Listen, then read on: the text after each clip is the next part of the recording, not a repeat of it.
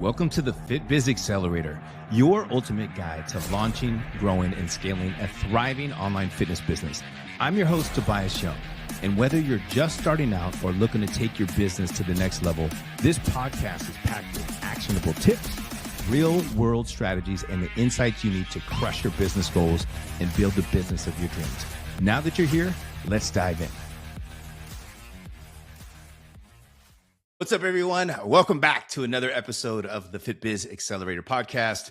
Today, we're going to be talking about something that most fitness business owners do not focus on enough, and that is retention. Everyone wants more leads and everybody wants more new members, but sometimes the biggest opportunity is keeping the people that you already worked so hard to get. My guest today is David Rafuse, and David is the founder of Blended Athletics, one of Atlantic Canada's largest boutique fitness facilities, and over the past 13 years, he's actually grown Blended from $0 to $2 million per year by focusing on community, connection, accountability, and the member experience. And he's also the founder of Train With Us, which is a platform that's designed to help gyms build stronger communities and improve retention at scale.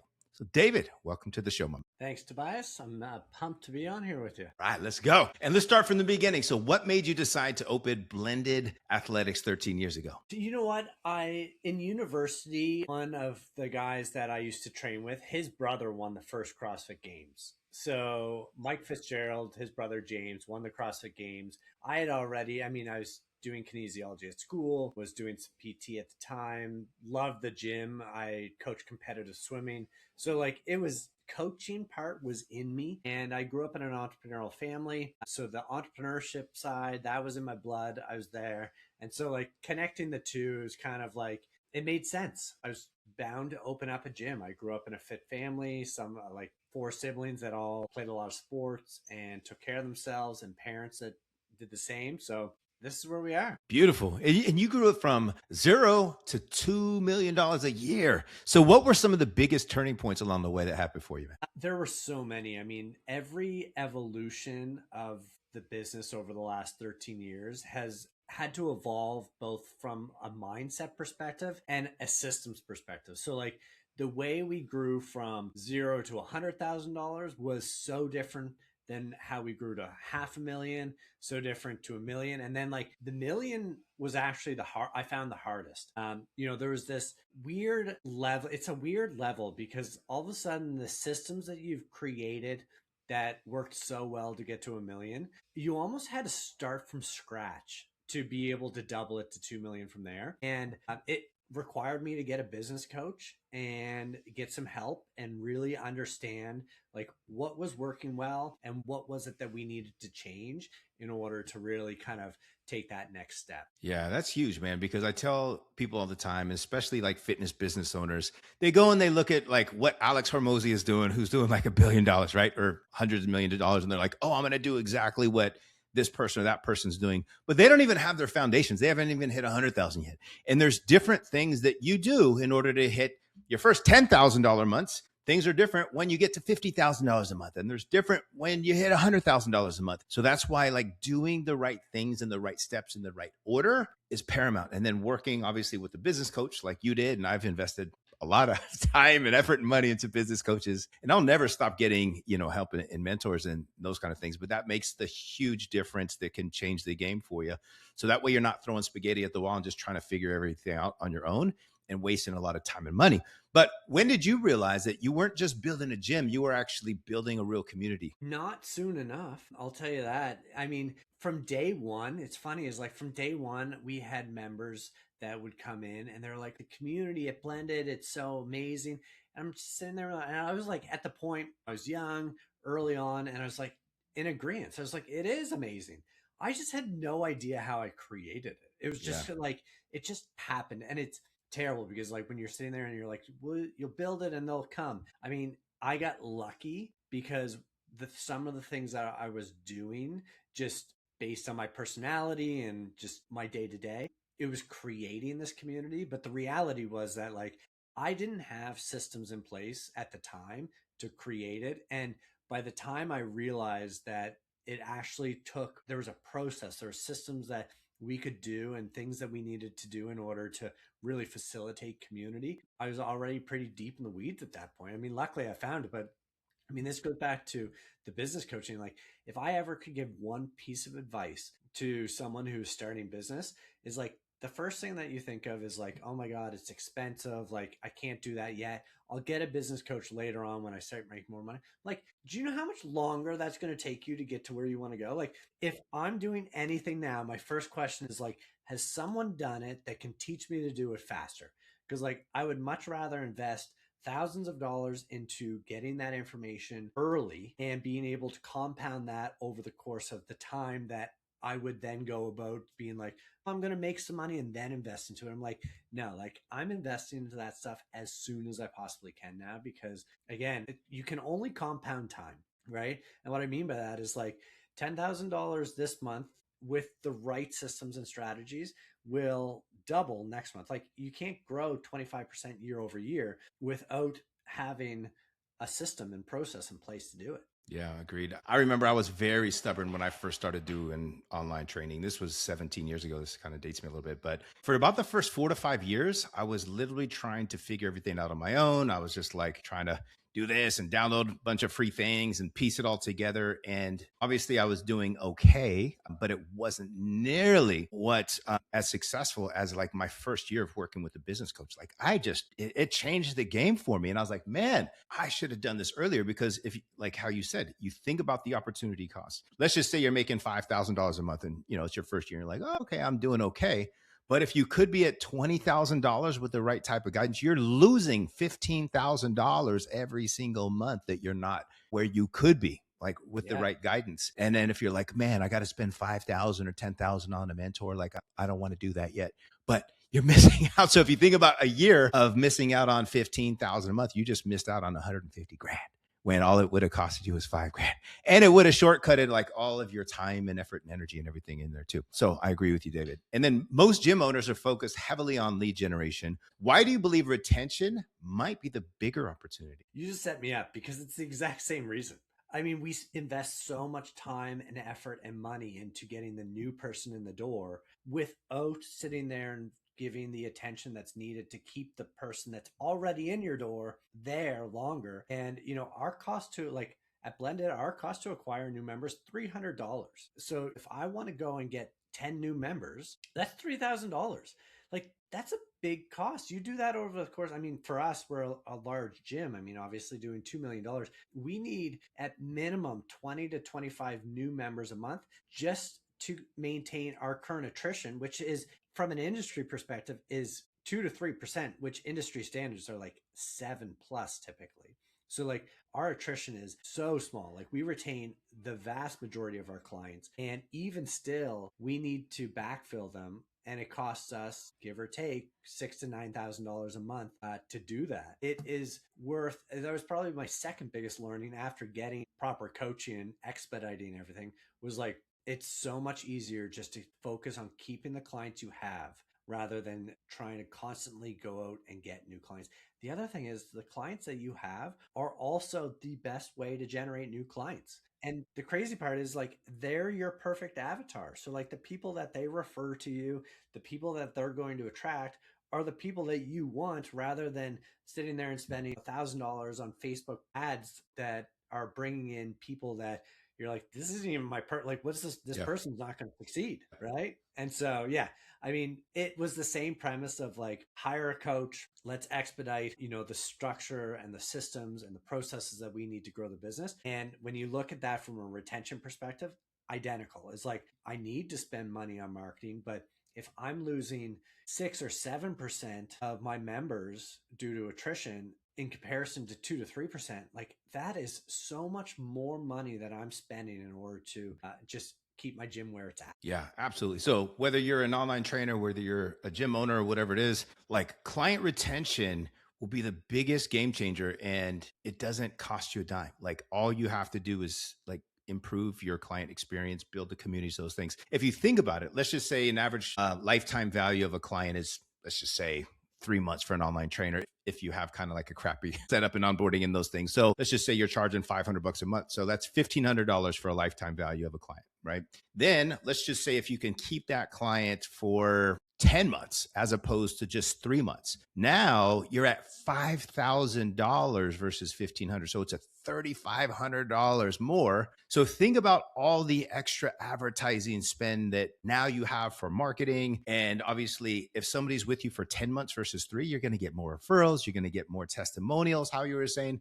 The clients are going to be happier. They're going to get better results as well. So you're going to have way better social proof. And it's so much less work just taking care of your clients than just hustling for a front end door. And you have said that retention is not just a metric, right? It comes from members feeling seen, connected, and part of something bigger. What does that look like in the real world for you? Yeah, and there's a number of steps to this. So we'll kind of go through this. But I mean, for the physical world, it also involves creating physical space. So like within our gym, we have in the lobby a coffee bar, we have couches and chairs.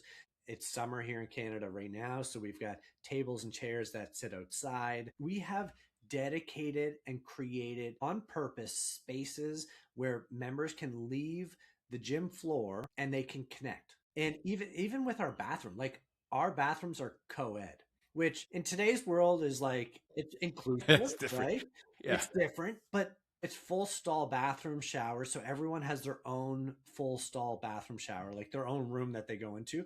But the communal area is co-ed. So there's big mirrors, all the hair dryers, like everyone's getting ready. There's seating area. And you go up there in the morning and people are sitting there having coffee, chatting as like they're getting ready for their day. And it's just another space where they connect. We did a renovation in 2019 where we actually were going to separate the bathrooms into a male female bathroom. And we went to our members, as we do with everything, and we kind of went to our 20 best members and we were like, here's what the plans look like, what do you think?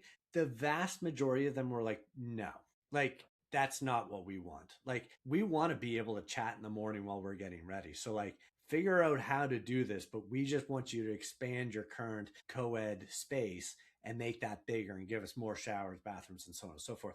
So we actually went in a direction where we thought clients were going to be happy by giving them these amenities that were going to be top of the line, and then revert it and actually redesign them just based off that feedback. So our very first thing when we look at connection and creating belonging within our membership is the physical space. How do we create a space where it gives members opportunities to connect? That's different, man. I haven't heard of like a blended restroom and changing rooms in there too. I guess they would still change in their own like stalls, and then, but I would always think about how that one freaking dude who just wants to come out and like, I guess you gotta, You build the yeah, culture, right? And so absolutely. like, yeah, like the culture around it is built over time, and you make it very clear. Like you're giving a tour of the facilities, and these are co-ed bathrooms. And we joke around. We're like, this area, like you don't get naked in this area. And Yeah, we're like, good. Like, yeah. I hope so.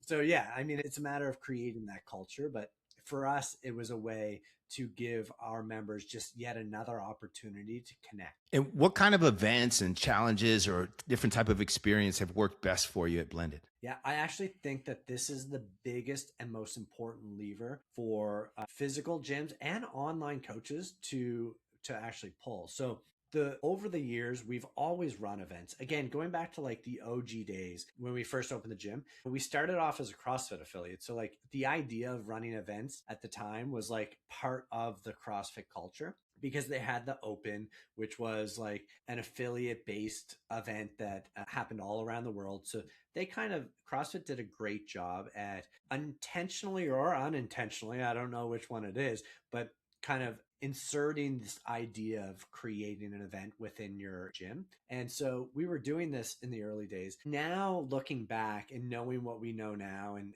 the data that we've built, because with the Train With Us platform that we've built with this, is we started realizing that we were only tailoring events to a very niche group of our population. And typically we would run events on Friday nights or, Saturdays. And I mean, when we looked at our membership population, I mean, 40% of our members attend the gym before 8 a.m. Wow. Like 40% of our daily attendance happens before 8 a.m. They're in the gym at some point, like between 5 and 8 a.m. If we're only running events at 8 9 or like in the evenings at 6 p.m. at night, and that demographic doesn't work out at night, is like, what are the chances that we're going to get them back in the gym in the evening? And Mm-hmm. so when we started thinking about how this would really work, and if we were to tailor events for each, like we call them micro communities within our greater community, but if we started building events specifically for all the micro communities, then we would create a better experience for all. And my favorite way of, like, my favorite analogy to this is the obvious one, which is high school. Because in high school, there's a whole bunch of micro communities. We go to high school for 3-4 years. And in those micro communities, you have your jocks, you have your chess club, the band, like there's all these like micro groups. The vast majority of adults in their 40s and 50s still have friends from high school. So like, how is it that during 3 or 4 years of high school, we can create relationships with people that we maintain for 30 years of our life? Yet at 40 years old, we have a hard time at making new friends. The reality of it is that we've lost places to connect with people. There used to be the church. I feel like the church is actually the perfect example. I mean, people that still attend church, that is a community to them. And no matter how you look at it, is like the gym in essence is like the same thing as church, just kind of different. It's Yeah. spiritual for some, like depending on where you stand on it. But I mean, from my perspective, there's a lot of similarities there. And I have a question. So I get what you're saying there. And obviously, there's a lot of online coaches that are listening too. So, like for an online fitness coach, how can they create that same sense of community without a physical location? Love it. That's a great question. Same way is like events don't need to be in person. You need to create spaces for them to connect. And so we've built a platform over the course of the last couple of years called Train With Us. And it's designed for gym owners. It's designed for online coaches. So there's a way where you design your community where it's not a physical location, it's a virtual location. You can run virtual events, right? And when people connect through a virtual context, it's different than what is in person, but there's still a lot of value in it. And so when you get two of the same people that are going through similar experiences in the same room, whether that's in person or virtual, they connect in a way where it makes them feel like they belong. And again, what we've found through the just tracking the data is that in doing that, you can extend that lifetime value of a client from 3 or 4 months to maybe 6 to 8 months. And as you went through the math, is like, that's substantially different in the amount of revenue that you're going to bring in if you could extend that time frame even by a couple months. Yeah, it's huge inside there too. And I know a lot of online trainers do like 5-day challenges and 28-day challenges and case study programs and just some different ideas that you can do to get like-minded individuals, especially that's why you niche down. You have the same type of people. So if you have like all new moms, they're all working on losing their weight after having a baby, like they're going to bond because they have similar experiences than getting somebody in there that's like a guy that wants to build muscle is going to kind of be off. So like having those niche things is always huge. And then what about for you with your gyms? Like what does a great member experience look like from the moment that somebody joins? I mean, for us, the first thing is we want to know their name. I want my front desk team, when you walk through the gym, is like, I want them to be like, hey, Tobias, like, how are you doing today? Right. And so for us, it's like getting that connection. Like as soon as someone hears their name, it is like the chemical response that happens in their brain, which is scientifically proven. Like this isn't something I'm just making up. Like there's enough research showing that there's a stimulation that happens within the human brain when they hear their name. So it's funny, it's like these small things really matter. There was a really good book that I read years ago called Setting the Table by Danny Myers. And he was a restaurateur in New York. And he talks about connecting the dots. And so we've trained this with our team for years now. And if you have a new member that walks in the gym, my priority with that new member is to find a connection with someone else within a class or open gym or however that may be. It might be in the lobby while they're crossing paths.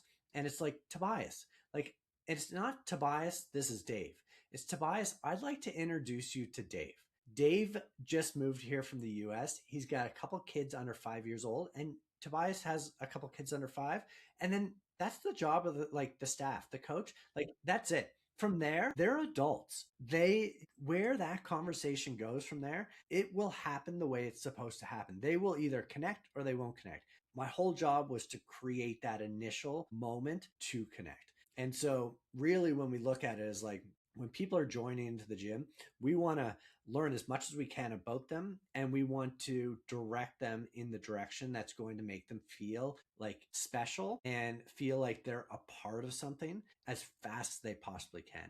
And I think that's the case when we look at virtual stuff too. So when we look at our app Train With Us, there's channels within there which are related to the micro communities. So if you put all of your moms into a channel that are doing online training, and they have a spot to talk about like the challenges that they face, right? Whether it's, I can't stop eating my kids' food when I'm prepping it for them. Yeah. Like, like small things is like that goes out. And it's like, really, I didn't even think about that being a problem, but like, you're right. I keep munching on, the apples and carrots. And by the end of the week, I've consumed an additional 500 calories and I wasn't even tracking it. Yeah. It's like, that's a conversation that can just happen on an online form when you put the right people in the right room at the right time. Yeah. And whether that's, again, happening virtually or in person. And when we built the app, it's like, frig, like another app. And that was like the first response that you typically get. And it's like the whole purpose of the app is to be able to generate genuine connection and bridge the gap between virtual and in person. And so like for a gym, I'm going to use the app in a way where it actually drives me to then have a follow-up conversation in person. You can go into the app and I can look through my community and be like, who in my community likes playing golf? And I can just filter based on golf. And then if they're close to me, because again, depending if you're virtual or you're in person, and if they're close to me, I'm like, I got a tea time on Saturday. You can send a couple messages to people that you've met in classes or you've come across to in the gym. It's like, Tobias, I got a tea time Saturday. Noticed from your profile that you like golf. You interested in coming out to play. You connect someone like that and they spend 4 or 5 hours on a golf course together. That's a totally different relationship now. Yeah. Yep. You're creating that. Then what happens from there, and this term I should trademark it, but it makes it socially expensive for them to ever leave your community. And what I mean by that is that once they've created relationships within your community, if they leave your community, it's not the fitness or the coaching that they're going to miss. It's their friends that they've created within it. And again, whether it's in person or virtual, same. They have created relationships that they have to think twice before pressing cancel, before they're like, is it worth it for me to cancel? Like, these are my people. Yeah, 100%, man. And like 3 takeaways for everybody that's listening in here. And these are, I agree with you 100%, David. So one of them is obviously building the community, because even in coaching, like people will join a coaching program because they want to get a specific result, lose weight, build a business, whatever it is. But when you create a community where they start to like feed off of each other and build friendships in there, they'll stay because of the community. It's really, really important. And 2 other things that I used to do when I used to run the gyms is, one is I would make sure my front desk, every single person that scanned in had to greet the person by the first name, had to. And then there's also a 5 square rule that would be anybody within like 5 squares, which would be like around 10 square feet, is you'd have to greet. You just say hi, and you'd have to look up and say, hey, how are you?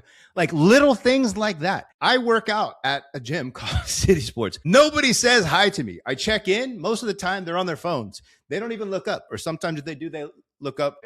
They'll just like look up at me and look back down. And every once in a while I get a like, thanks. Like, that's it. And I'm like, oh my gosh. Like if I was managing this shit, that would be terrible. And then there could be a trainer that's walking right by me and they don't even look up or say hi or anything like that. So it's little things like that I would be like, man, like you can make somebody feel so important. And it's kind of like Friends, right? The old Friends episode. This is also dating my age, but like you go and then everybody like knows your name and you start to develop people's names. And then you never want to leave that place because you feel that sense of community inside that gym. Whereas like where I'm at now, like I would have no hesitation with leaving that gym, but I just like the layout and the free weights and stuff. But what's unfortunate about it is that I would say, I mean, actually, the U.S. Surgeon General reported loneliness a public health crisis. So not only would I say this, but I would say a fact that most people, they want to connect. Like it's people are sitting there on their phone because they're uncomfortable. COVID did this to us to a certain extent. It's like there was this gap in social that happened for a year or two where things just got real weird. right? And you didn't know what to do in social settings. Like, do I shake someone's hand? No, like that, you're not allowed to do that. And then all of a sudden we were allowed to do it. And now we're all sitting there on our phones and we're like, this is how we connect now. It's like, no, you don't. Put your phone down. Like, but what we realized is that there's a bridge that happens between the two. And so for the person that's sitting there on their phone and they're in a gym and they're uncomfortable, it's like they probably want to have a conversation with someone. I mean, there's people out there that don't, but a lot of the people, I mean, the stats show it, is like they want to meet people, they want friends, they want to have genuine connections, because we don't get it at the grocery store anymore. You go to self checkout, you don't even talk to anyone in the grocery store anymore. Like, and if you do talk to someone while you're deciding what bananas you're going to take, they look at you like you're a weirdo, and they're like, "Are you talking to me?" You Like, talking to me?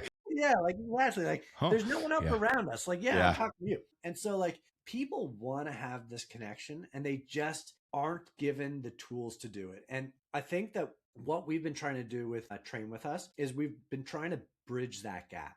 And so, if you're the person who's like uncomfortable with, walking up to someone and and having a genuine conversation with someone, then maybe what you can do is you can connect on an app. Because once you connect on the app, then like the bridge is like lowered, and I sent you a message, and then the next time I see you in the gym, it would be weird for me not to now say hi. Yeah. Like 2 days ago I sent you a message, and now I'm going to like ignore you. Like, that would be even more weird to do. And so I think that if we're given the right tools, we can actually really encourage and facilitate more connection within these communities. And I mean, for someone I've moved across the country a couple times. The very first thing I did, like, I didn't even have a bed the first time I moved across the country. I was sleeping on the floor, but I had a gym membership. Like, it was the first thing I did. I was like, flew in, and like, I'm like, gym membership, go.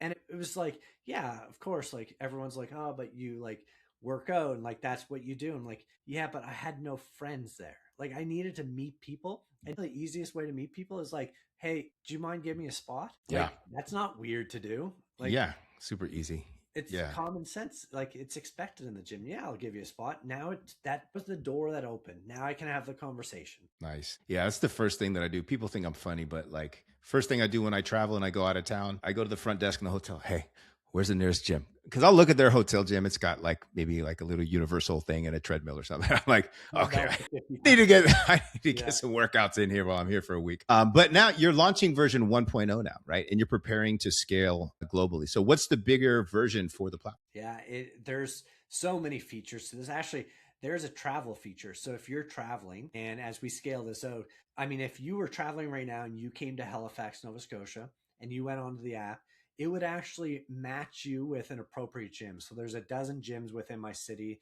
that are all in the app. And based off of your profile and the profile of the gym, but more so the profile of the people within that gym. So, for example, like Blended Athletics, our average member is 43 years old. There's a gym within 10 kilometers of where I am, Ironstone, and their average member is like 25. If you're 25 and you show up in the city and you open up Train With Us, you'll be able to look at communities and it'll show you a match score. And if you're 25, your matching community is going to most likely be more Ironstone than it is Blended, because the chances of you walking into that gym and creating a relationship with someone who's also 25 is way higher than you going into a gym and creating a relationship with someone who's 45. Yeah, it happens. But again, we're playing with odds here. And so the recommendation is going to be, I walk into a city, I open up the app, and it's like, where do you go? I mean, right now, I mean, you're the same way. I know you are.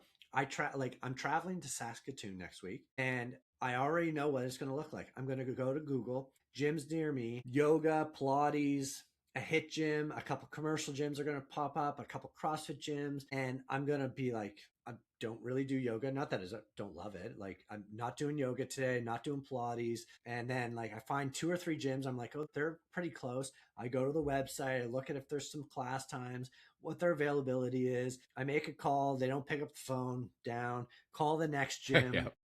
right? And I just spent an hour on vacation trying to figure out which gym I'm going to go work out at.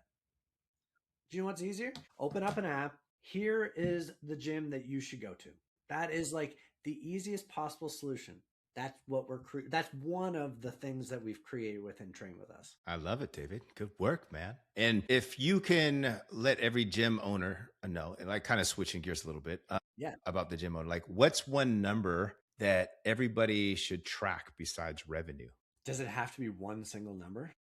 We can, well, you can say a couple other things too if you want. Yeah. So, I mean, when I dive, there's a number of things that I look at on a daily basis when I look at my gym.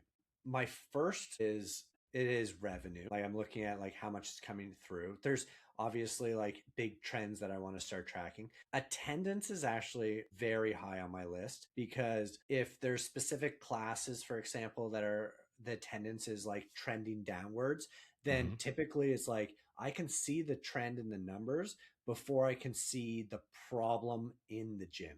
So is there a problem with the person who's coaching the class? Is there a problem with someone who's in the class? Like there's a trend that I can pull from attendance numbers where I can start seeing like, okay, there's something I need to dig deeper into here.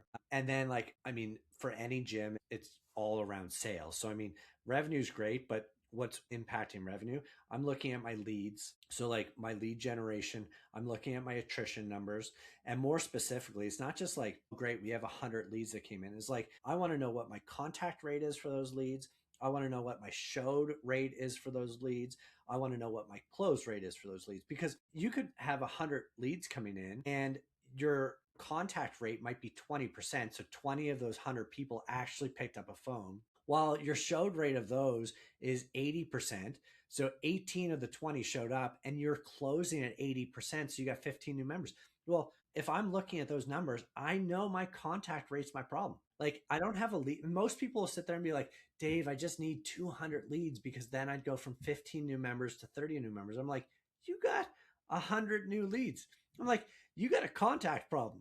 I'm like, if you could contact even 40% and you're still having 80% of them show up and you're closing 80% of them, like then you double the amount of members you've got and you're not paying anymore for more leads through paid media or whatever sources that you're using to get your leads. I'm like, that's your problem. Or it could be showed rate or close rate. Like, but all of those numbers for me on a daily basis are things that I'm looking at because the trends in those numbers are the areas where I sit here as the owner, and depending on your gym size, but I look at it, I'm like, talk to my managers. I'm like, okay, guys, like, here's what I'm seeing. Here's what we need to dive into, and here's what we need to improve on and fix. Is it training on the sales side? Is it coaches helping with connection to reduce attrition or improve or take out fires that are happening on the floor? So one number, I don't know, but I just gave you like probably 10. That's good. No, those are some solid KPIs to be able to track in there. So if you're a gym owner, obviously you want to be able to track those KPIs and just correlate that. If you're an online fitness coach too, obviously it's going to be your leads. It's going to be how many of those leads are you able to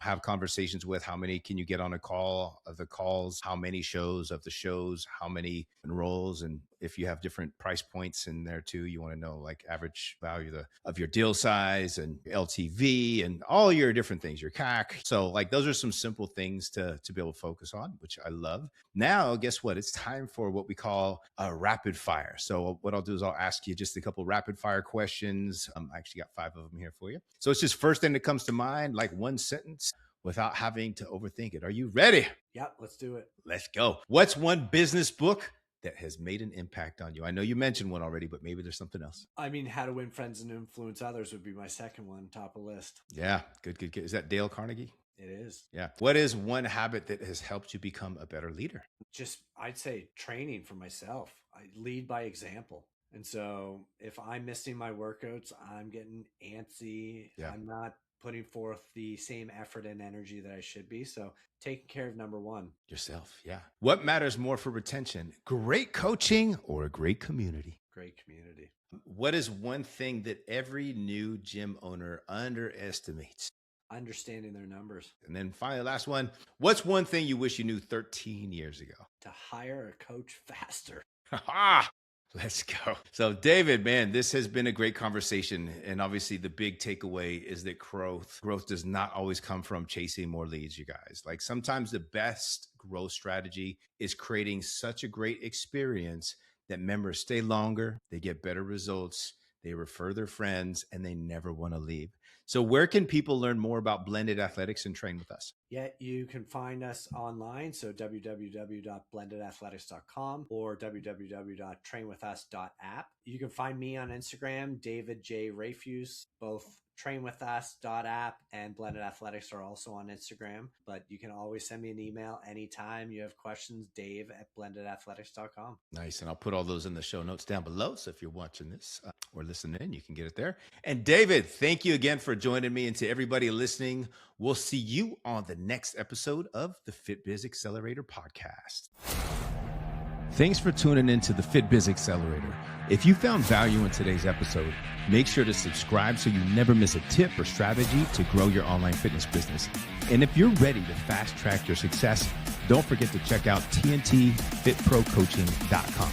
Until next time, stay consistent, stay focused, and keep crushing it.